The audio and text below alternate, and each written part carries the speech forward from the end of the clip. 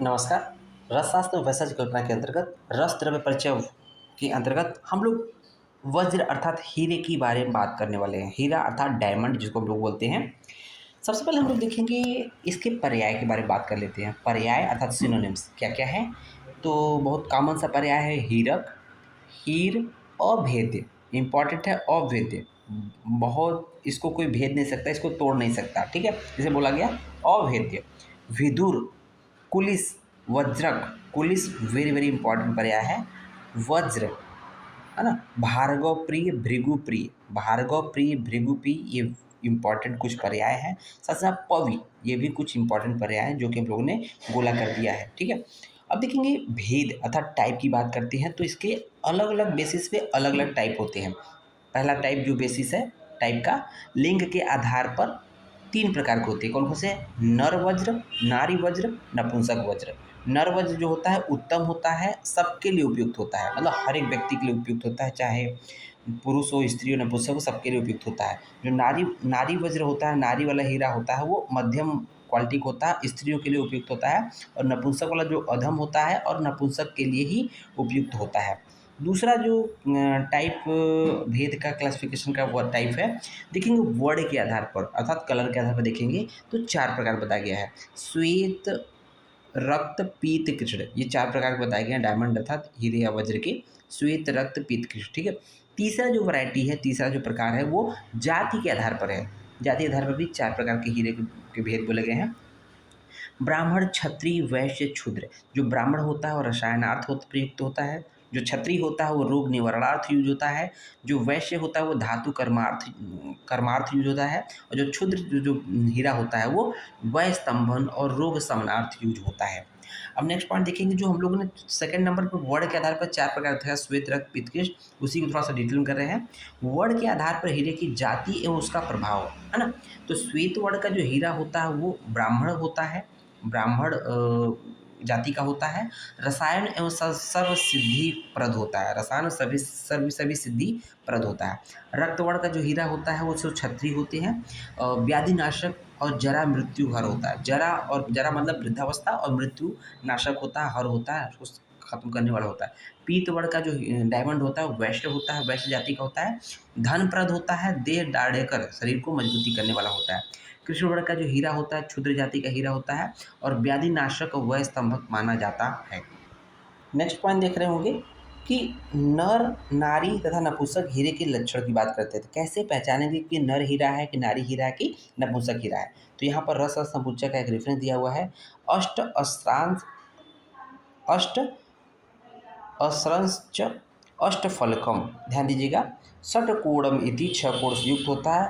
अति भासुरम, अम्बु इंद्र धनुर्वार वार्तारितरम पू वज्र मुच्यते। तो ये पुल्लिंग हीरे के लक्षण बताया गया है।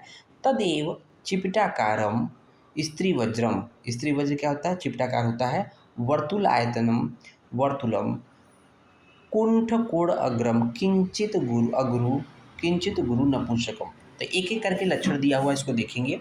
पुंवज्र मतलब पुल्लिंग जाति का, जो पुरुष जाति का जो हीरा होता है उसके 8 कोने होते हैं। अष्ट असरम मतलब 8 कोने होते हैं, 8 फलक होते हैं। ठीक है ना, 8 कोने होते हैं, 8 फलक होते हैं। 6 कोण युक्त होता है, कोण की संख्या 6 होती है, 6 कोण युक्त, अत्यंत चमकदार, है ना। अति भासुरम मतलब होता है अत्यंत चमकदार। इंद्रधनुष के समान चमक वाला, अम्बु इंद्रधनुर्वात्रम, ठीक है ना, इंद्रधनुष के समान चमक वाला होता है। हल तथा हल्का हो, है ना, हल्का हो, ये है आपका पुवज्र अर्थात पुरुष जाति के हीरे की लक्षण पहचान। स्त्री जाति का जो हीरा होता है उपयुक्त लक्षण मतलब जो पुरुष जाति का लक्षण है प्लस इसके अलावा उपयुक्त लक्षणों से युक्त, प्लस उसका आकार चपटा हो, मतलब जो मेल वाला होता है वो करेक्टर सब कुछ रहेंगे, प्लस इसका जो आकार होगा स्त्री वाले का चपटा होगा, ये एक्स्ट्रा हो गया। नपुंसक वाले की बात करते हैं तो उपरोक्त लक्षणों से युक्त अर्थात जो मेल और फीमेल दोनों जाति का हीरा था उसको ऐड कर लेंगे, प्लस उपरोक्त लक्षणों से युक्त उसका आकार गोल, आयत जो होता है कोण, तथा कोने तीक्ष्ण न हो, तथा कुछ भारी हो। तो ये कुछ लक्षण बताए गए, पहचान बताया कैसे पहचानेंगे। पुरुष जाति का है, स्त्री जाति का है, नपुंसक हीरा है। ठीक है, तो ग्राह्य लक्षण की बात कर लेते हैं कि जो किस प्रकार के डायमंड या हीरे को हम लोग यूज करना चाहिए औसत कर्व के लिए? स्निग्धम विद्युत विभम स्वच्छम मलेख्यम विलेखनम तीक्ष्णम षडकोणम अष्टस्रम न अति हीरकम उच्यते। यहाँ देखेंगे जो स्निग्ध होता है, विद्युत विभम मतलब बिजली की चमक की तरह आभा रखता हो, मलेख्य विलेखनम तीक्ष्ण हो, षडकोण से युक्त हो और 8 कोने से युक्त हो, ये हीरे जो है ग्राह्य हीरे के लक्षण होते हैं। इसके अतिरिक्त जो होते हैं वो अग्राह्य होती हैं। नेक्स्ट बार देखेंगे हीरे की परीक्षा कैसे करते हैं, देखेंगे श्लोक देखेंगे। यत निकास फल के शिलातले घृष्यते न ही निष्काम घर्षिताम लील एव दलयत्य धापरान प्रद्वरम भिदुरम इति बुधे। अर्थात रसरंग का रेफरेंस है। उत्तम हीरे को कसौटी पर या किसी दृढ़ पत्थर पर घिसने से, जो श्रेष्ठ हीरा होता है उसको किसी कसौटी पर या दृढ़ पत्थर पर घिसने पर बिल्कुल नहीं घिसता है, बिल्कुल उससे बिल्कुल समाप्त नहीं होता है, बिल्कुल घिसता नहीं है, बल्कि अपनी तेज धार से कसौटी आदि कठिन द्रव्य को भी आसानी से काट देता है। आपने देखा होगा आजकल जो ग्लास वर्क होते हैं, जो भी आपके चैम्बर में ओपीडी में, जो डॉक्टर्स चैम्बर में जो टेबल पर ग्लास लगे होते हैं, है ना, तो एक्चुअली उसको कटिंग भी, उसकी कटिंग भी डायमंड, जो ब्लेड होता है, चाकू होता है, डायमंड उसमें लगा होता है, काटने के लिए डायमंड यूज़ किया जाता है। आप पूछ सकते हैं, ठीक है ना। देखेंगे अग्राह्य लक्षण जो होते हैं हीरे के, किस प्रकार के हीरे को नहीं ग्रहण करना चाहिए, ये तो परीक्षा थी, ठीक है। इस तरह से परीक्षा करते हैं कि हीरा की इस तरह परीक्षा कर। अग्राह्य लक्षण क्या होता है? वर्तुलम मलिनम नीलम, वर्तुल हो जो मलिन हो, नील वर्ण का हो, भू अत्याभम अर्थात राग की आभा वाला हो, स्फुटितम खरम फूट जाए, स काकपदम रेखाद्वयम हेयम हीरकम आदिरेत अर्थात जो काकपद रेखा द्वय दो रेखा से युक्त हो वो हीरा जो है अग्राह्य होता है ना, हे दृष्टि से होता है। फिर देखेंगे हीरे के दोष, हीरे के टोटल पूछा जाता है हीरे के दोष कितने होते हैं, तो हीरे के 5 दोष होते हैं। बिंदु काकपदम यवः किल मलो रेखेति नाम्रोदिता दोषः पंच, ध्यान दीजिएगा, दोषः पंच पवेर या पवेर्थात पवेरथ यत्र कथितो बिंदु समो बिंदुना अर्थात हीरे के 5 दोष होते हैं। बिंदु दोष, काकपद दोष, यव दोष, मल दोष, रेखा दोष, इसको एज इट इज आप लोग याद कर लीजिएगा। नेक्स्ट देखते हैं हीरे का शोधन, इसको थोड़ा सा सीक्वेंस सही कर लीजिएगा, पहले शोधन देन मारण, यहाँ पर पहले मारण हो गया फिर शोधन करना है, तो इसका मतलब पहले शोधन करना है, ठीक है। कुलथ को द्रव क्वाके डोला यंत्रे विपाच्यते व्याघ्रिकंद गत वज्रम त्रिदिनम तद विशुद्ध्यति, आनंद प्रकाश का रेफरेंस है।